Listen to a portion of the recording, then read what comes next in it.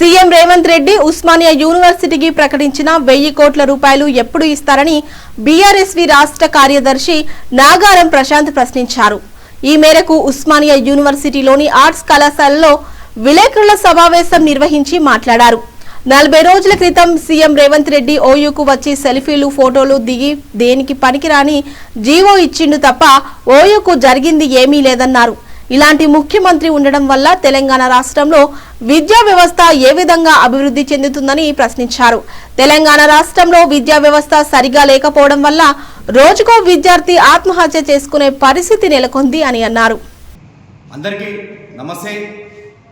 తెలంగాణలో జరిగిన అతిపెద్ద చారిత్రక తప్పిదం ఏదైనా ఉందంటే బీఆర్ఎస్ ప్రభుత్వాన్ని దించి కాంగ్రెస్ ప్రభుత్వాన్ని గద్దెనెక్కించడమే. ఎందుకంటే కాంగ్రెస్ ప్రభుత్వం ఉచిత హామీలు ఇవ్వడం, ఉద్దెర మాటలు మాట్లాడడం, ఊటకు ఉపన్యాసాలు చెప్పడం తప్ప ఇంకేమైనా ఉందా ఈ తెలంగాణలో అని అడుగుతా ఉన్నాం. తెలంగాణలో ఇప్పటికీ ఉస్మానియా యూనివర్సిటీకి ముఖ్యమంత్రి గారు దాదాపుగా 40 రోజుల కింద వచ్చి ఇక్కడ 1000 కోట్లు ఇస్తారని హామీ ఇచ్చి వెళ్ళిపోయినాడు.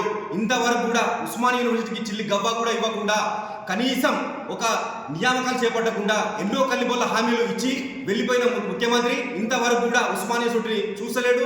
నిధులు ₹1 కూడా ఇవ్వకుండా కేవలం ఉస్మానియా యూనివర్సిటీకి వచ్చి ఓన్లీ సెల్ఫీలు దిగి ఫోటోలు దిగి వెళ్ళిపోయినాడు తప్ప ఇంతవరకు ఉస్మానియా యూనివర్సిటీకి ఒరిగింది ఏం లేదు అని మేము ప్రశ్నిస్తూ ఉన్నాం. ఇలాంటి ముఖ్యమంత్రి ఉండడం వల్ల తెలంగాణ రాష్ట్రంలో విద్యా వ్యవస్థ ఏ రకంగా ఉన్నతీకరణ చెందుతుంది, ఏ రకంగా అభివృద్ధి చెందుతుందని మేము బీఆర్ఎస్ విద్యార్థి విభాగం తరఫున హెచ్చరిస్తూ ఉన్నాం, ప్రశ్నిస్తూ ఉన్నాం. ఏమైందంటే ఈ రోజు కూడా ప్రతిరోజు మనం చూసినట్టయితే చరిత్రలో ఎక్కడా జరగని విధంగా, ఎన్నడూ జరగని విధంగా మన తెలంగాణలో రోజుకొక ఆత్మహత్య జరుగుతుంది. విద్యార్థులు ప్రతి ఒక్క గురుకులాల్లో విద్యార్థులు ఎన్నో ఇబ్బందులు పడతా ఉన్నారు, చలికి వణుకుతా ఉన్నారు, ఎన్నో రకాలుగా విద్యార్థులు ఇబ్బందులు పడతా ఉన్నారు. మీ కాంగ్రెస్ ప్రభుత్వం పనికిరాని వాటికి హామీలు ఇచ్చి 250 కోట్లు మన అందాల పోటీలకు ఇస్తుంది.